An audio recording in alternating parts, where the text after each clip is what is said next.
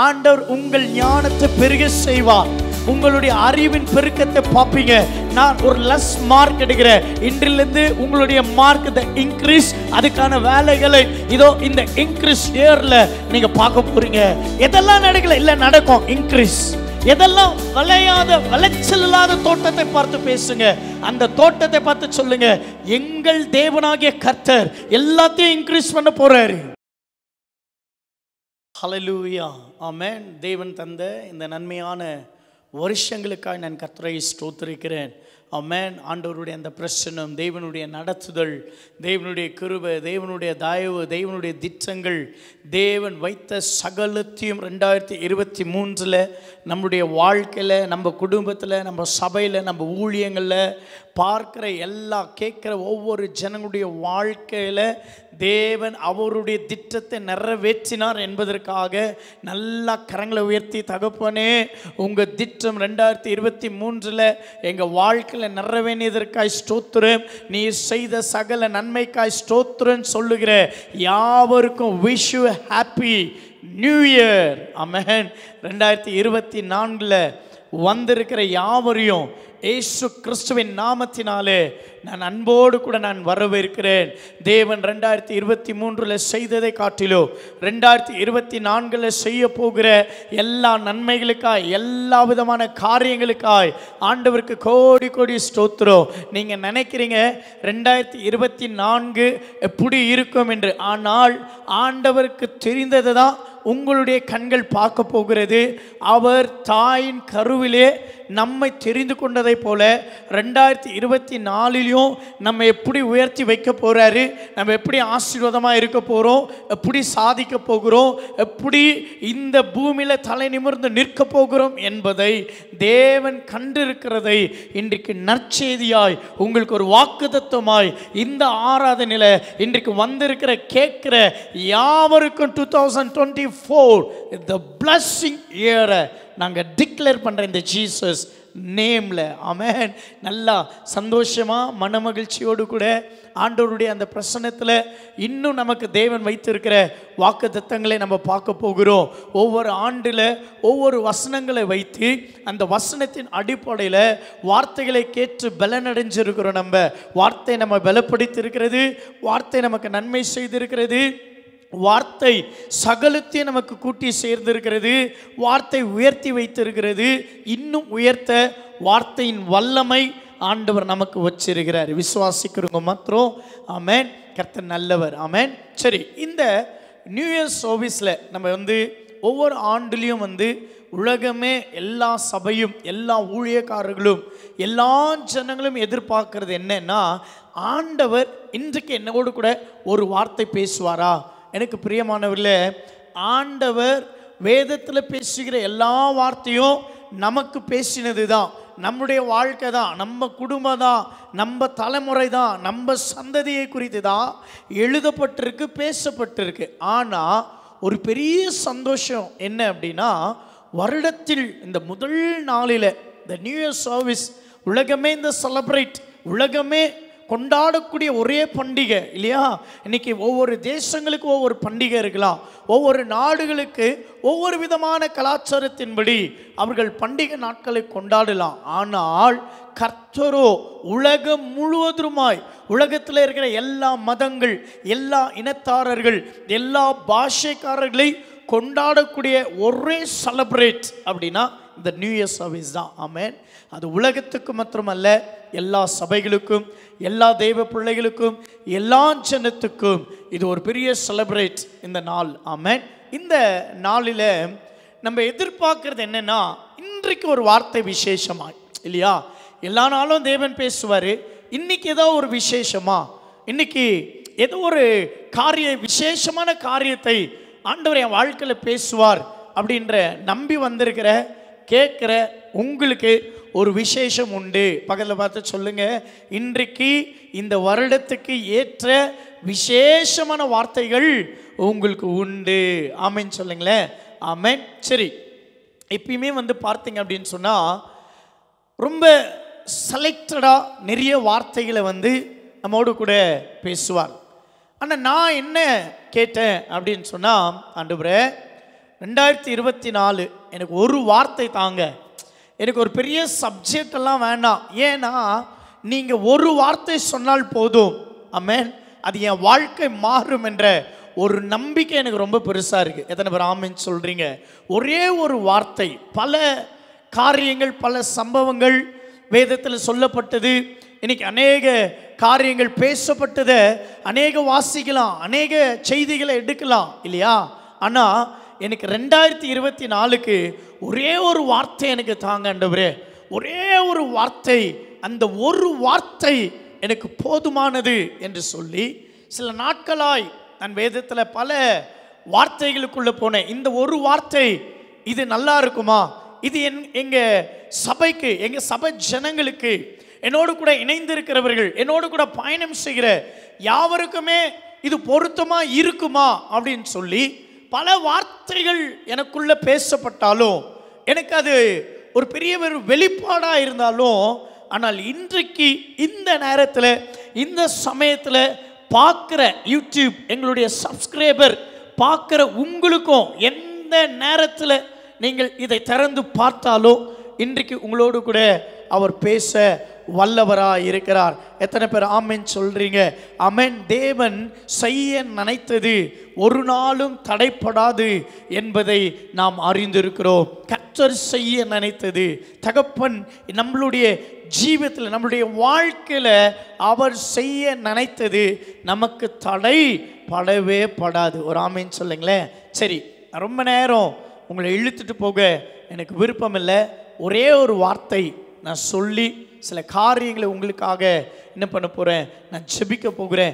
கேட்குற நீங்கள் கவனமாக நீங்கள் கேட்டு இந்த வார்த்தையை நீங்கள் பேசிகிட்டே இருக்கும்படியாய் தேவன் நமக்கு கிருபை செய்வார். சரியா?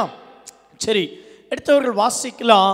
உபாகமம் புஸ்தகம். உபாகமம் அப்படின்ன உடனே நீங்கள் எங்கெங்கெல்லாம் யோசிப்பீங்க, எந்த இடத்துக்கு போவீங்க அப்படின்றது எனக்கு நல்லா தெரியும். ஆமென். இஸ்ரவேலுக்கு கர்த்தர் சொன்ன ஆசீர்வாதங்களை தானே பாஸ்டர் நீங்கள் பேச போகிறீங்க அப்படின்ட்டு பல விதமான எண்ணங்கள் தோண்டலாம் இல்லையா?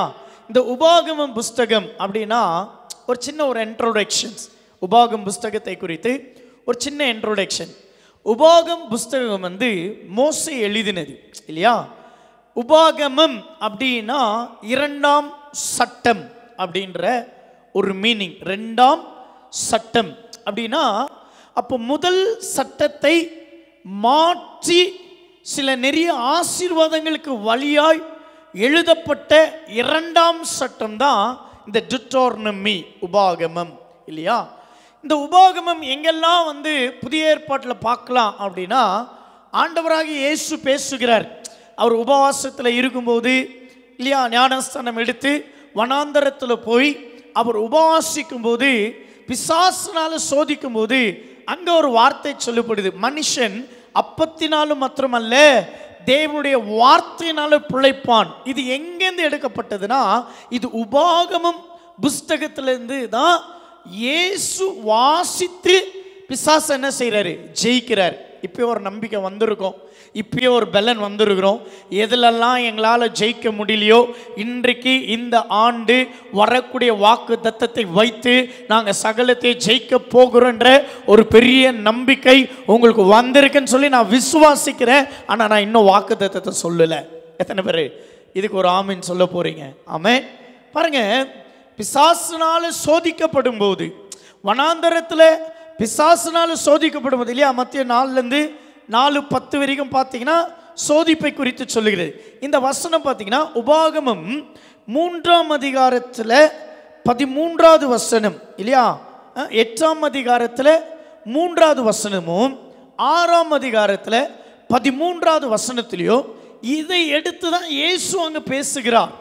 இந்த உபாகமம், இந்த டியூட்டோனமியில் இருந்து எடுத்து பிசாசிய வார்த்தையினால ஜெயித்த ஒரு அதிகாரம் தான் இந்த உபாகமம் இல்லையா? அது மாத்திரமல்ல, அப்போஸ்தலர் புஸ்தகத்தை நீங்க பார்த்தீங்கன்னா 3:22 சொல்லுகிறது, உங்க சகோதரர்கள் மத்தியில் தோன்றின தீர்க்கதரிசி. இது எங்கே எழுதப்பட்டிருக்கு? உபாகமம் 18:15-19 வசனங்கள் அப்போஸ்தலர்ல எழுதப்பட்டிருக்கு. அப்போ உபாகமம் புஸ்தகத்தில் இருந்து நிறைய வார்த்தைகளை எடுத்து பயன்படுத்தின அப்போஸ்தலர் ஆண்டவராகிய இயேசு அநேக இடங்களில் பயன்படுத்தப்பட்டிருக்கு. ஒரு ஸ்காலர் சொல்கிறாங்க, இந்த உபாகமம் புஸ்தகத்தில் ஏறக்கூடிய புதிய ஏற்பாட்டுக்கு 100 வசனங்களுக்கு மேலே எடுத்திருக்காங்களாம். 100 வசனங்களுக்கு மேலே உபாகமத்திலிருந்து எடுத்து இயேசு பேசியிருக்காரு, பவுல் பேசியிருக்கிறாரு. பாருங்க, எவ்வளோ ஒரு ஆசீர்வாதம் இல்லையா? எவ்வளோ ஒரு பெரிய ஒரு ஆசீர்வாதத்தை குறித்து சொல்லப்பட்டிருக்கிற ஒரு புஸ்தகம் தான் இந்த உபாகமம். ஆமென். இந்த உபாகமம் புஸ்தகத்தை நான் தியானிக்கும் போது, ஆண்டவரே எனக்கு ஒரு வார்த்தை, இந்த வார்த்தை தான் இந்த 2024 ஆண்டவரே இந்த பூமியில வாழும் வரை ஒவ்வொரு பிள்ளைகளுக்கும், ஒவ்வொரு குடும்பங்களுக்கும், ஒவ்வொரு ஜனங்களுக்கும் அது பெரிய ஒரு வாக்குத்தத்தமாய் மாற்றக்கூடியது, தலையெழுத்தை மாற்றக்கூடிய வார்த்தை எனக்கு வேணும்னு சொல்லி தான் நான் ஆண்டவருடைய சமூகத்தில் நான் கேட்டேன். ஆமென். அப்போது நான் அதை படிச்சுட்டே வந்திருக்கும் போது 1ஆம் அதிகாரத்தில் 10வது வசனத்தை 2024 என்று தேவன் நம்ம ஜீசஸ் ரிவைவல் சபைக்கும் இந்த உலகத்தில் இருக்கிற எல்லா தேவ பிள்ளைகளுக்கும் தேவன் நமக்கு வாக்கு பண்ணுகிறார். நான் வாசிக்கிறேன். இப்போ நீங்கள் எல்லாரும் எடுத்துக்கொள்ளுங்க. வேதத்தை எல்லாம் எடுத்துக்கொள்ளலாம். எல்லா வேதத்தை எடுத்துக்கொண்டு உபாகமம் டிட்டோர்னமி 1ஆம் அதிகாரத்தில் 10வது வசனத்தை நான் வாசிக்கிறேன். பாருங்க. உங்கள் தேவனாகிய கர்த்தர் உங்களை பெருக பண்ணினார். எத்தனை பேர் ஆமென் சொல்றீங்க? ஆண்டவர்கிட்ட நான் ஒரு வார்த்தை கேட்டேன் தெரியுமா? ஆண்டவர் எனக்கு சொன்ன ஒரு வார்த்தை என்னன்னா, 2024 உலகத்தில் அநேக ஜனங்களுக்கு, அநேக பட்டணங்களுக்கு ஒரு கார் இருள் இருந்தால் கர்த்தருடைய பிள்ளைகள் மேலே ஒரு பெருக்கத்தின் ஆண்டு, இந்த இன்க்ரீஸ். உங்களுடைய வாழ்க்கை, உங்களுடைய பொருளாதாரம், உங்களுடைய ஜெபஜீவியோ, உங்களுடைய ஃபைனான்சியல், உங்களுடைய குடும்பத்தில் நன்மையான காரியங்கள், சபைகளில் ஆத்துமாக்கள் பெருக்கங்கள், ஆவிக்குரிய வரங்கள், இதோ இந்த பூமியில எதெல்லாம் பெருகாது, எதெல்லாம் இன்க்ரீஸ் ஆக முடியாது என்று தலை விரித்து ஆடிக்கொண்டு இருக்கிற எல்லா ஜனங்கள் மத்தியிலும் கர்த்தர் 2024 நம்மளை பெருக செய்கிற ஆண்டாய் தேவன் வைத்திருக்கிறார். ஆமென். பக்கத்தில் பார்த்து சொல்லுங்க, 2024 அல்ல, இந்த நாள் இருந்து உன்னுடைய வாழ்க்கையில ஒரு ஆரம்பம் ஸ்டார்ட் ஆயிடுச்சு. அது increase, increase, increase, increase. Declare பண்ணுங்க, இன்க்ரீஸ். எதெல்லாம் உங்க வாழ்க்கையில இன்க்ரீஸ் ஆகலையோ இன்னைக்கு நீங்க பார்த்து சொல்லுங்க, என்னுடைய ப்ரமோஷன் தி இன்க்ரீஸ், என்னுடைய பிசினஸ் தி இன்க்ரீஸ், என்னுடைய ஃபேமிலில ஹாப்பினஸ் தி இன்க்ரீஸ், எங்க குடும்பத்தில் சமாதானம் தி இன்க்ரீஸ், சபைகள்ல ஆத்துமாக்கள் இன்க்ரீஸ், ஊழியங்கள் இன்க்ரீஸ், சபைகள், கிளை சபைகள், the branches, the ministry, the prosperity, the financial, in the Jesus name 2024 the increase. எத்தனை பேர் ஆமென் சொல்றீங்க? மகிழ்ந்து களி கூறுங்க. இதெல்லாம் முடக்கப்பட்டிருக்கு, இதெல்லாம் தடையா இருக்கு. இத்தனை ஆண்டு எனக்கு எந்த இன்க்ரீஸும் இல்லை. இதுக்கு மேல start the now in start, now in start the increase, increase. எல்லா விதத்திலும் த இன்க்ரீஸ், இன்க்ரீஸ். நீங்க பார்க்க போறீங்க, குடும்பத்தில் பார்க்க போறீங்க. சில பேர் ஞானத்தில் மந்தமா இருக்கிறீங்க. இன்னிலிருந்து ஆண்டவர் உங்கள் ஞானத்தை பெருக செய்வார். உங்களுடைய அறிவின் பெருக்கத்தை பார்ப்பீங்க. நான் ஒரு லெஸ் மார்க் எடுக்கிறேன், இன்றிலிருந்து உங்களுடைய மார்க் த இன்க்ரீஸ். அதுக்கான வேலைகளை இதோ இந்த இன்க்ரீஸ் இயர்ல நீங்க பார்க்க போறீங்க. இதோ ப்ரொமோஷனை பார்க்க போறீங்க. பிசினஸ் ஒரே மாதிரி போயிட்டு இருக்கு பாஸ்டர், எந்த வளர்ச்சி இல்லை, என் குடும்பத்தில் எந்த மாற்றம் இல்லை, எந்த விதமான பொருளாதார மாற்றம் இல்லை. நான் சொல்றேன், இந்த வார்த்தை எனக்கு தேவன் கொடுத்தார். இந்த உபாகமம் புஸ்தகத்தில் வானத்தை பூமியும் படைத்த ஒரே பேரான குமாரன் ஆண்டவராக இயேசுவே எடுத்து பயன்படுத்தின இந்த அதிகாரத்திலிருந்து ஒரு வார்த்தை உனக்கு வருதுன்னா அது வெறுமையா இல்லை, அது உன்னை உயர்த்த, உங்களை வாழ வைக்க, உங்களுக்கு நன்மை செய்ய, உங்களுடைய இன்க்ரீஸை பார்த்து மற்றவர்கள் பொறாமைப்படத்தக்கதாக கர்த்தர் உங்களை இன்க்ரீஸ் பண்ணுவாராக. ஆமென்.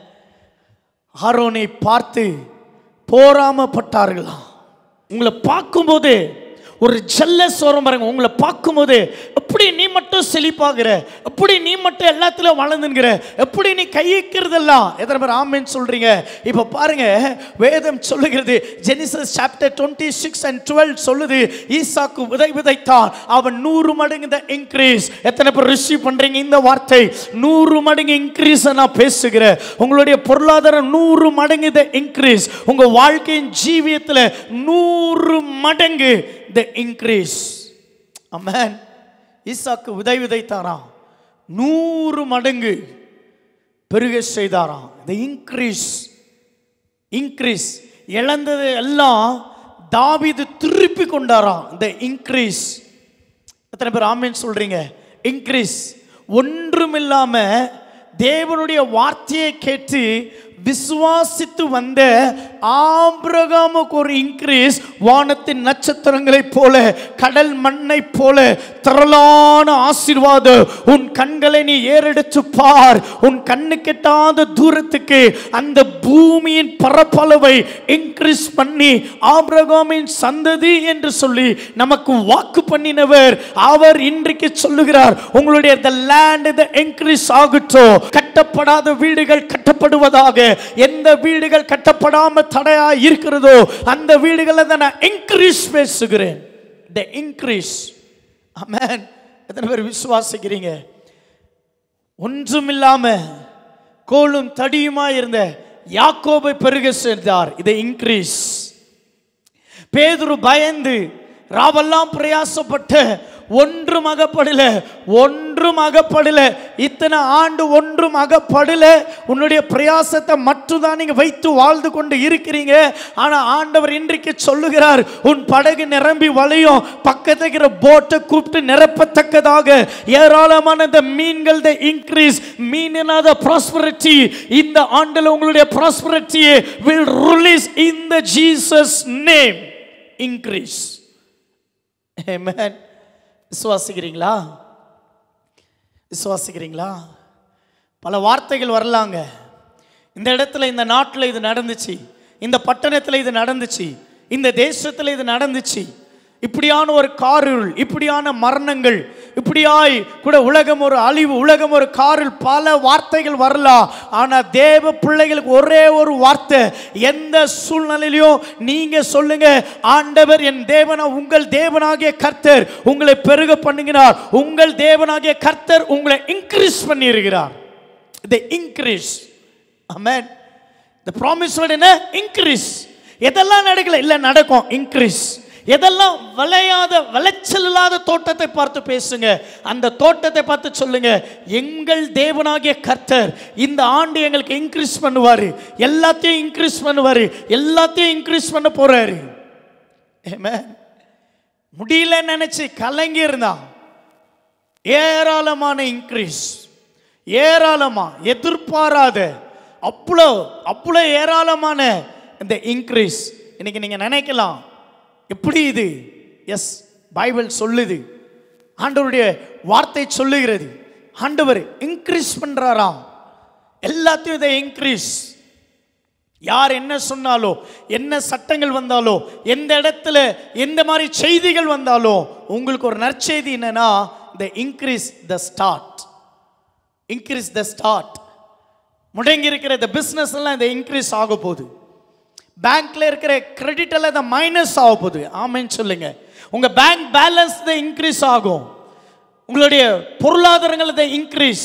நீங்க பேசணும், காலையில் எழுந்த உடனே பேசுங்க, எல்லாமே இன்க்ரீஸ். என் பிள்ளைக்கு கொஞ்சம் வளர்ச்சியே இல்லைங்க, பிள்ளைய பார்த்து பேசுங்க. உன்னுடைய இந்த பிரைன், உன்னுடைய அந்த ஞானம், உன்னுடைய அறிவு, உன்னுடைய வளர்ச்சி இந்த இன்க்ரீஸ். ஆமென்.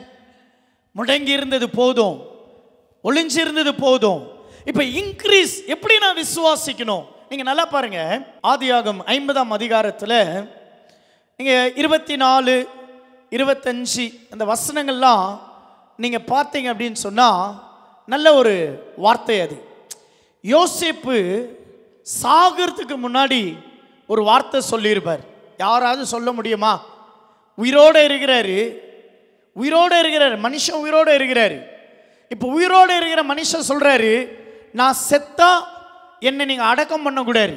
நான் செத்தா என்னை ஒரு பாக்ஸில் வச்சிருங்க. பாருங்க எப்படி சொல்றாரு, ஒரு பாக்ஸில் வச்சிருங்க.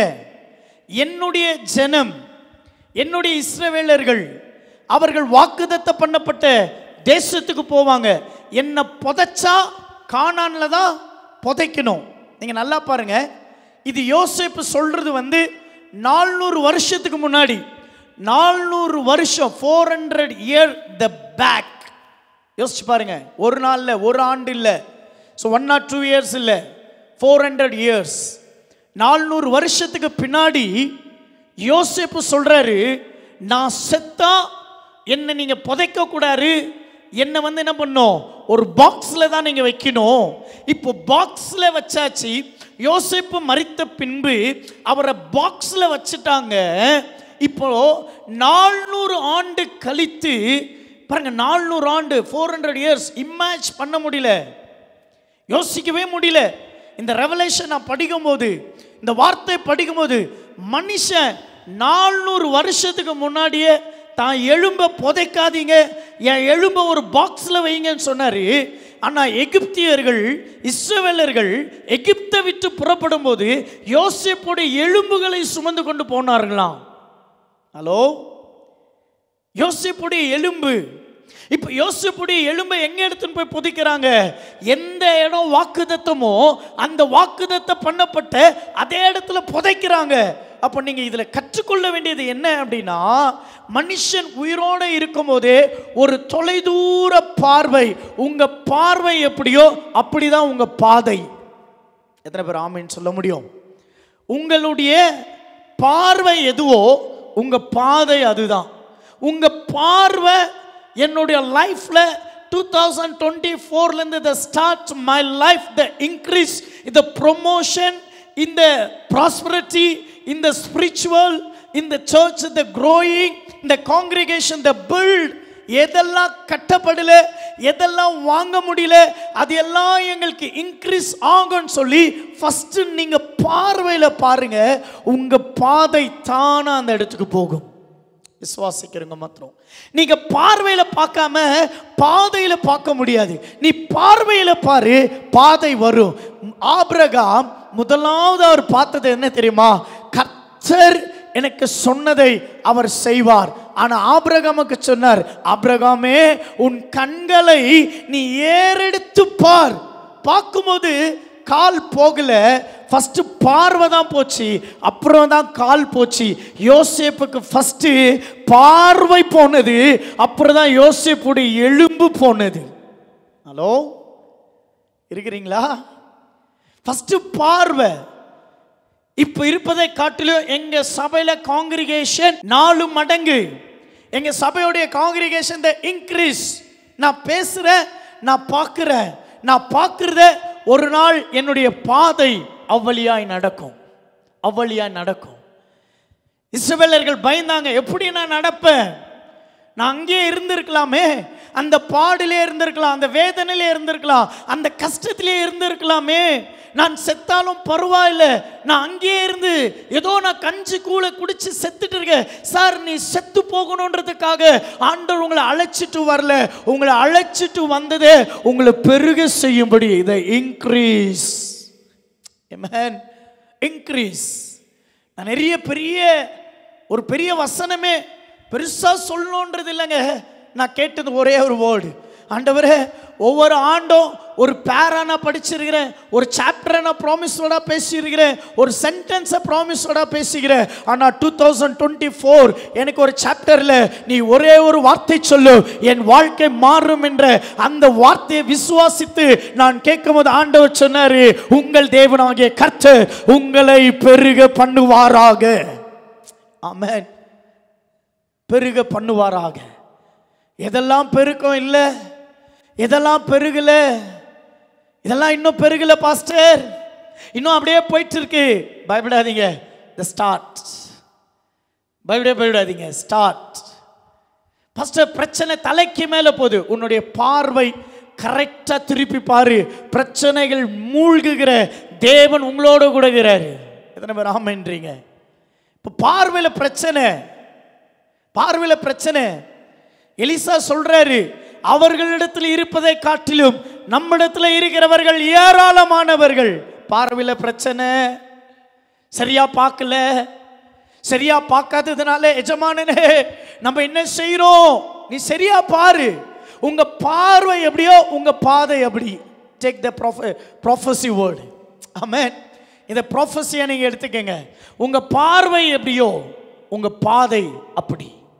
யோசேப்பு உயிரோட சாகல, உயிரோட இருக்கும்போது சொல்றாரு, அந்த ஜனங்களை கூப்பிட்டு சொல்றாரு, ஏய் நான் சாவுறேன்ப்பா, நான் சாகுவேன், ஒரு நாள் நான் சாகுவேன், ஆனா என்ன புதைக்க கூடாது, என் எலும்பெல்லாம் என்ன பண்ணுங்க ஒரு பாக்ஸ்ல வச்சிருங்க.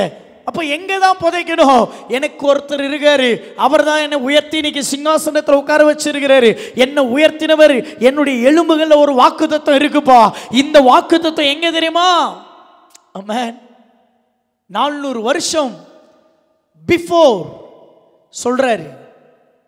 அந்த பார்வை, அந்த பாதை அப்படியே நடத்தினது.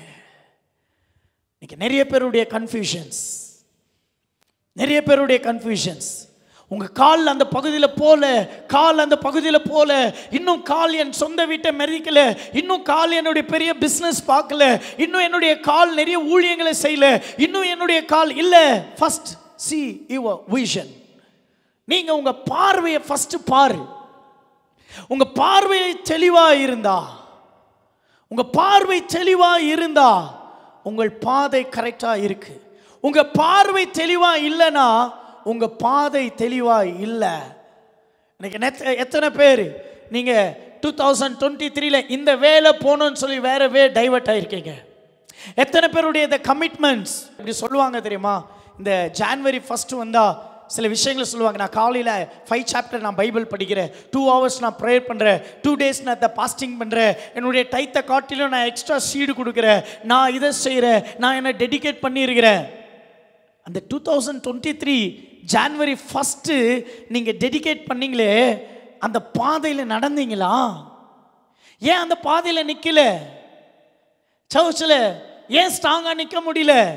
சாம் சாப்டர் 92 and 12 பைபிள் சொல்லுது, இதோ இந்த ஆலயத்தில் நாட்டப்பட்ட மரத்தை போல நீ ஃபர்ஸ்ட் மரத்தை போல உன்னுடைய வேற ஃபர்ஸ்ட் பார். ஹலோ, கஷ்டத்தை பார்க்கறல்ல, இன்னும் என் கடன் தீரல, இன்னும் என் பிள்ளைக்கு நல்லது நடக்கல, இன்னும் என் குடும்பத்தில் ஒரு பெரிய மாற்றம் வரல அப்படின்ற நீ கஷ்டத்தை பார்க்குறிய, உன்னுடைய வேற பாரு. உன்னுடைய வேறு எவ்வளோ ஆழமா போயிருக்கு. அந்த விஷன் ஃபர்ஸ்ட் பாரு. உன் மரம் புயல் வந்தாலும் காற்று வந்தாலும் எது வந்தாலும் அது விழாது. இன்னைக்கு மரம் விழுந்து இருக்கு. ஹலோ, ஆவியானவர் பேசுறாரா? நான் அழகா சொல்ல முடியும், இது ப்ராஃபஸியா நான் எடுத்துக்கிறேன், உங்களுக்கு தான் அது. நீங்க எப்படி எடுத்துக்கிறீங்களோ, என்னுடைய வேற நான் ஃபர்ஸ்ட் பாரு. உன்னுடைய வேற நீ தெளிவா பார்க்காம நீ காற்றையும் புயலையும் பார்க்கிற. நான் திருப்பியும் சொல்றேன், உலகத்துக்கு சுனாமி வந்தா அழிவு, கர்த்தருடைய பிள்ளைகளுக்கு சுனாமி வந்தா அந்த படகு உயர்வு. விசுவாசிக்கிறோம் மாத்திரம். ஆமென். உலகத்துக்கு சுனாமி வந்தா கடை போச்சு, வீடு போச்சு, பொருள் போச்சு, பிசினஸ் போச்சு, உயிர் போச்சு. ஆனா நோவாவின் பேழைக்கு ஒரு சுனாமி வந்தது, ஆனால் அந்த படகு உயரத்தில் நின்னுச்சான். அப்போ நம்ம பிள்ளை, நம்ம ஜனங்களுக்கு, கர்த்தருடைய தேவ பிள்ளைகளுக்கு நம்ம வாழ்க்கையில கஷ்டம், கண்ணீர், போராட்ட, பிரச்சனை, பிரிவினைகள், அவமானங்கள், நிந்தைகள் வந்தா அது உன்னை மூழ்குவதுக்கு அல்ல, நீ உயர போவதுக்கு. காரணம் ஏன்னா நீ ஒரு பேழைக்குள்ள இருக்கிறப்பா. அந்த பேழை கிறிஸ்து என்ற ஒரு பேழை. ஆமென். நீ கிறிஸ்து என்ற அந்த பேழைக்குள்ள நீ இருக்கிறதுனால தண்ணி வந்துதான் ஆகணும். ஏன்? அப்பதான் படகு மேலே போகும். தண்ணியே வராம என் கப்பல் மேலே நிற்கணும், எல்லா குடும்பத்தை காட்டிலும் நான் பெருசா இருக்கணும், என் பிஸ்னஸ் ஓங்கி இருக்கணும், என்னுடைய பொருளாதாரம் வளர்ந்து இருக்கணும்னு நினைச்சா தண்ணி இல்லாம உன் கப்பல் மேலே போவாது பிரதர். அப்போ பிரச்சனை இல்லாம நீ மேலே நிற்க முடியாது. நீ மேலே நின்ன பிறகு எதெல்லாம் பிரச்சனையா இருந்ததோ அது ஒரு நாள் வற்றி போயிடும். விசுவாசிக்கிறீங்களா? ஒரு நாள் பிரச்சனை ட்ரை ஆயிடும். அந்த பேழை மலை மேல அரராத்துன்ற அந்த மலை மேல நின்னுட்டு இருந்தது. அந்த தண்ணி மேல தூக்கிட்டு வந்து விட்டுதுதான். தண்ணி நிக்கல, பேழை தான் நின்னுச்சு. விசுவாசிக்கிறீங்களா? தண்ணி நிக்கல, தண்ணி நாளுக்கு நாள் வற்றி போனது. பிரதர், உங்க பிரச்சனை, போராட்டம், கண்ணீர், துக்கம், பலவீனங்கள், எந்த ஃபைனான்சியல் ப்ராப்ளமா இருந்தாலோ, எந்த குடும்பத்தில் சமாதானம் இல்லாம இருந்தாலோ, உன் பேழைய மற்ற நீ நோக்கி பார். நீ கிறிஸ்துக்குள்ள இருக்கிறியான்றது மட்டும் பாரு. கீழே இருக்கிற தண்ணியை பார்க்காத. தண்ணி வற்றி போயிடும், பேழை உயர்ந்து நிற்கும். ஹலோ, இப்போ பேழை மட்டும் உயரத்தில் நிற்குது, தண்ணி இல்லையே, பிரச்சனை இல்லை, போராட்டம் இல்லை. ஆமென். ஆண்டவர் அந்த பேழையை வச்சு இந்த இன்க்ரீஸ் உண்டாக்கினார். இந்த இன்க்ரீஸ் அவர் உண்டாக்கினார். எத்தனை பேர் ஆமென் சொல்ல முடியும்? ஒரு குடும்பத்தை வைத்த ஒரு பெரிய ஜெனரேஷனை உண்டாக்கினார். இந்த இன்க்ரீஸ். சீஷர்கள் சொல்றாங்க இயேசு கிட்ட, இயேசுவே, இவ்வளோ ஜனங்கள் இருக்காங்க, இவங்களுக்கு கொடுக்கறதுக்கு என்னிடத்துல என்ன இல்லை? ஒன்றுமே இல்லை. அப்படியும் இருந்தாலும் 5 அப்பம் 2 மீன் தான் இருக்கு. அதை நான் எப்படி இத்தனை 1000 பேருக்கு கொடுக்க முடியும்? 5000 புருஷர்கள் இருக்கிறாங்களே, எப்படி கொடுக்க முடியும்? எப்படி தான் நான் வந்து பங்கிடுறது? எப்படி தான் நான் ஷேர் பண்றது? இயேசு சொன்னாரு, நீங்க கொடுங்க. இல்லையா ஆண்டவரே, உங்களிடத்தில் என்ன இருக்கு? 5 அப்பம் 2 மீன், நீ என்கிட்ட கொண்டு வா, அதை நான் இன்க்ரீஸ் பண்றேன். எத்தனை பேர் ஆமென் சொல்றீங்க? நான் இன்க்ரீஸ் பண்றேன். உன்னால இன்க்ரீஸ் பண்ண முடியாததை இயேசுவால இன்க்ரீஸ் பண்ண முடியும். உங்களால இன்க்ரீஸ், நீங்க பார்த்தது ஜனங்களை, நீங்க ஜனங்களை பார்த்தீங்க. ஆனா ஆண்டவர் பெருக செய்ய என்னால முடியும் என்றதை பார்த்தாரு. அவர் உங்க கூட இருந்து அவர் என்ன தெரியுமா பார்க்கிறாரு? உன் பிரச்சனையை நீக்க அவரால் முடியும். உன் போராட்டங்களை நீக்க அவரால் முடியும். உன் கண்ணீரை துடைக்க அவரால் முடியும். எத்தனை பேர் விசுவாசிங்க? இன்க்ரீஸ். எல்லாரும் புசித்தார்களா? எல்லாருமே சாப்பிட்டு திருப்தியாய் கூடையாய் கூட என்ன பண்ணாங்களா? அந்த கூடையை கூட என்ன இது மீதியாய் எடுக்க ஆரம்பிச்சாங்க. ஹலோ, இன்னைக்கு இருக்கிறத வச்சு பயந்துட்டு இருக்கிறியா? இருக்கிறத வச்சு எப்படி ஜெயிக்கணும், எப்படி வாழணும், ஒரு பயம். ஆண்டவர் சொல்றாரு, நான் இன்க்ரீஸ் பண்றேன், என்னால் முடியும். இல்லை, கொஞ்சம் மாவு, கொஞ்சம் எண்ணெய் சாப்பிட்டு நானும் என் பிள்ளை என்ன பண்ண போறோம்? செத்து போகிறோம். சார், உங்க வீட்டுக்கு ஊழியர் வந்தாரு, அவர் என்ன செய்தாரு? நீ சாப்பிட்டு சாவுகிறதுக்கு முன்னாடி முதலாவது குடி, நான் உன்னுடைய எண்ணெயும் உன்னுடைய மாவையும் உன்னுடைய ஆயுசு நாட்களையும் நான் இன்க்ரீஸ் பண்றேன். ஹலோ, இந்த டியூட்டோனமி அப்படின்னு வந்தாலே இந்த 5 ஆகமத்துடைய முடிவு. இந்த 5 ஆகமத்தையும் வந்து ஒரு மனுஷன் ஊருக்கே சவாலிட்டுங்கிறான். கோலியாத் ஊருக்கே, யார ஒருத்தன் வாங்கடா பார்க்கலாம் என்கிட்ட, எல்லாரும் பயப்படுறாங்க. ஏராளமான இராணுவர்கள் இஸ்ரவேலர்ல இருந்தாலும், படத்தளபதிகள் இருந்தாலும், ஒரு மனுஷங்கிட்ட நிற்க முடியல. ஆனா ஒரு மனுஷன் வந்தாரு, தாவீது. அவர் 5 கல்லை எடுத்தாரு. எந்த கல்லு? 5 கல்லு, 5 ஆகமத்தை எடுத்தாரு. நான் நினைக்கிறேன் அவர் ஜெனிசஸ்ல அச்சிருக்க மாட்டார், எக்ஸோடஸ்ல அச்சிருக்க மாட்டார், இல்லையா? என்னாகமத்தில் அச்சிருக்க மாட்டார், லேவி ஆகமத்தில் அச்சிருக்க மாட்டார். எனக்கு நல்லா தெரியும், அவர் டியூட்டோனமி உபாகமத்துடைய கல்லை தான் கோலியாத்துக்கு அடிச்சிருப்பார். என்னுடைய புரிதல், அதை நீங்கள் தவறாக புரிஞ்சுக்க வேண்டாம். எனக்குள்ளவும் ஆவியானவர் செயல்படுறாருல்ல. ஏன் பாஸ்டர் நீங்க இப்படி சொல்றீங்க? ஜெனிசஸ்ல அச்சிருந்தார்னா ஆபிரகாமுடைய காரியங்கள், ஆதாம் ஏவாளுடைய காரியங்கள், யோசேப்பு யாக்கோபுடைய வம்சவழிகள், லோத்துடைய காரியங்கள், சாராளுடைய காரியங்கள், கேத்துராளுடைய காரியங்கள், ஆகாருடைய காரியங்கள், இந்த busy schedule. Genesis the very busy. நல்ல ப்ராமிஸ் வேர்டு தான், நல்ல வார்த்தைகள் தான், ஆனா பிஸி. அப்படியே யாத்திராகமம் வந்தீங்கன்னா மோசையுடைய யுத்தங்கள், லேவியாகம் வந்தீங்கன்னா ஆசாரிப்பு கூடாரம், என்னாகமம் அப்படி வரும்போது ஜனங்களுடைய அந்த எண்ணிக்கையினுடைய கணக்கு.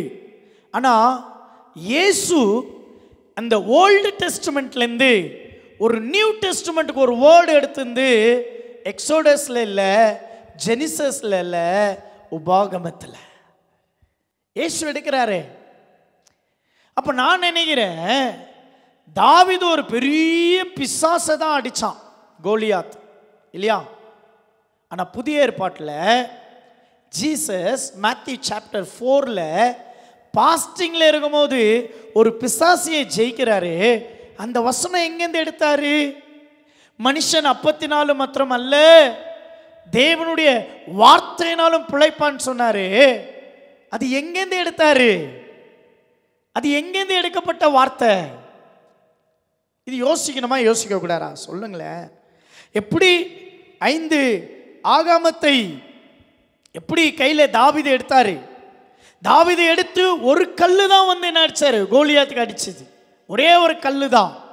5 அடிக்கலைங்க, ஒன்று தான் அடிச்சாரு, ஒன்று தான். ஆனால் இயேசுவும் ஒரே ஒரு வார்த்தையில் அடிக்கிறார் பிசாச.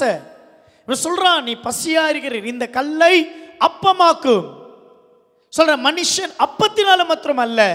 பாருங்க, அது எங்க சொல்றாருன்னா உபாகமம் 8ஆம் அதிகாரத்தில் 13வது வசனத்தை பார்க்கலாமா? உன் ஆடு மாடுகளும் திராட்சை ஆகிய உனக்கு வெள்ளியும் பொன்னும் பெருகி உனக்கு உண்டானவைகளை எல்லாம் வர்த்திக்கும் போது, அப்படியே வாங்க டியூட்டோனமி அப்படியே 6:13 வாங்க. உன் தேவனாகிய கர்த்தருக்கு பயந்து, பிசாசு சொல்றாருல, பிசாசு சொல்றான், என்னை ஆராதித்து என்னை தாழ பணிந்து கொண்டாய், இவைகள் எல்லாம் உனக்கு. அப்போ என்ன சொல்றாரு? உன் தேவனாகிய கர்த்தருக்கு பயந்து அவருக்கே ஆராதனை செய்து அவருடைய நாமத்தை கொண்டு ஆணையிடுவாயாக. ஜெயிக்கிறாரு. எதை வச்சு ஜெயிக்கிறாரு? இந்த டியூட்டோனமியுடைய வார்த்தையை வச்சு தான் பிசாசை ஜெயிக்கிறார். விசுவாசிக்கிறவங்க மாத்திரம் இந்த வார்த்தையை பிடிச்சி அப்படியே ஜெயிக்கிறார். பாருங்க, அப்படியே பாருங்க, இன்னொரு வசனத்தை காண்பிக்கிறேன், எடுத்து அப்படியே பாருங்க. 16:16 இந்த 6:16 பாருங்க, 6:16 வாசிக்கலாம். அது அப்படியே எடுத்தீங்கன்னா இந்த சம்பவம் தான் மேத்யூ சாப்டர் 4ல் இயேசு பேசுகிறார். உன் நடுவில் இருக்கிற உன் தேவனாகிய கர்த்தருக்கு எரிச்சல் உள்ள தேவனாய் இருக்கிறாரே. நீ யாருன்னு நினைக்கிற?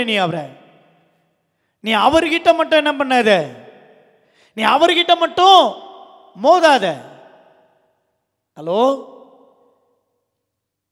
அப்போ இந்த டியூட்டோனமியில இருந்து தான் புதிய ஏற்பாட்டுக்கு ஏறக்குறைய 100 வசனங்களுக்கு மேல எடுத்திருக்காங்க. இயேசு பயன்படுத்தி இருக்கார், பவுல் பயன்படுத்தி இருக்கிறார். ஏன்னா இது அவ்வளோ பவர்ஃபுல்.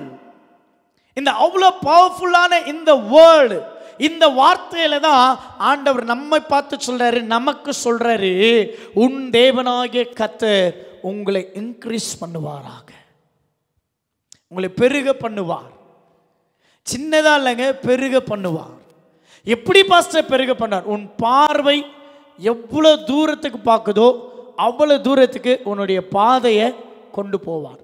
This a promise. எத்தனை பேர் ஆமீன் சொல்றீங்க? பாஸ்டர் சேலரி 1000 இன்க்ரீஸ் ஆனா நீ 10,000 இன்க்ரீஸ்னு உன் அக்கௌண்ட்டில் பார்த்தீங்கன்னா உன் கண்ணு அப்படி நீங்கள் பார்க்க முடியும். எத்தனை பேர் புரியுது நான் சொல்கிறது? லேண்டு இன்க்ரீஸ் பார்ப்பீங்க, எல்லா இன்க்ரீஸை நீங்கள் பார்ப்பீங்க. இன்னொன்று சொல்கிறேன், பலவீனங்கள் மாறுகிறத பார்ப்பீங்க, தரித்திரங்கள் ஒழிகிறத பார்ப்பீங்க, கஷ்டங்கள் முடிந்து போகிறத பார்க்குறீங்க, கடன்கள் ஒழிஞ்சு போகிறத பார்க்குறீங்க. ஹலோ, வாடகை வீடெல்லாம் சொந்த வீடாக மாறுறத பார்க்குறீங்க, நிறைய கார்களை வாங்குறத நீங்கள் பார்க்குறீங்க, நிறைய மாற்றங்கள். ஹல்லேலூயா, ஹல்லேலூயா.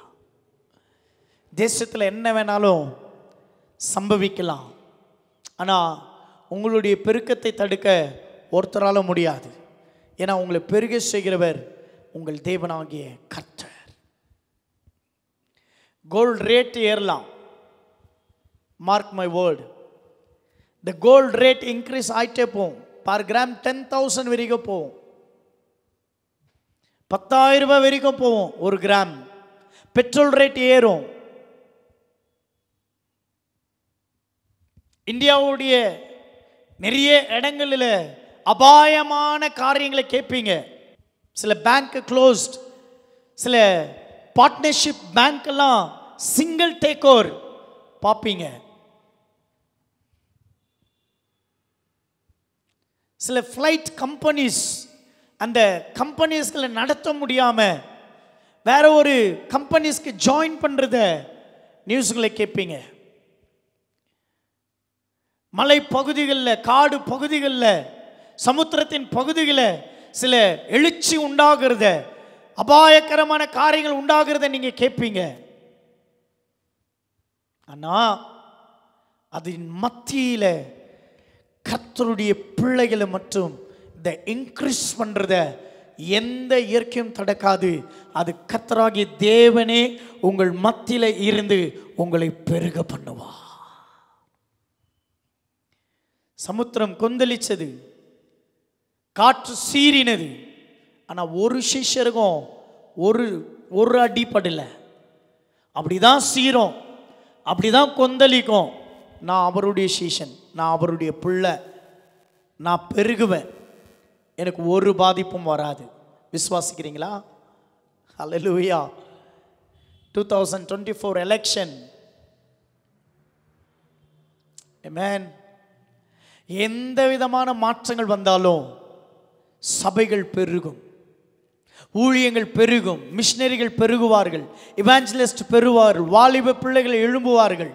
நான் சொல்கிறேன், இந்த ப்ராஃபட்டிக், இந்த வேர்ல்டு, இந்த ப்ராஃபஸி வேர்ல்டு இத்தனை ஆண்டுகளாய் ஒரு பெரிய காங்கிரிகேஷனுக்காக சபைகள் பாடுபட்ட காலம் போய் சபைகள் திறக்கும் போது கொள்ளை பொருளாய் ஆத்துமாக்கள் சபைகள் வருகிற ஒரு காலத்தை கர்த்தர் நமக்கு ஏற்படுத்தி வச்சிருக்கிறார். த இன்க்ரீஸ், த அனாக்டிங்.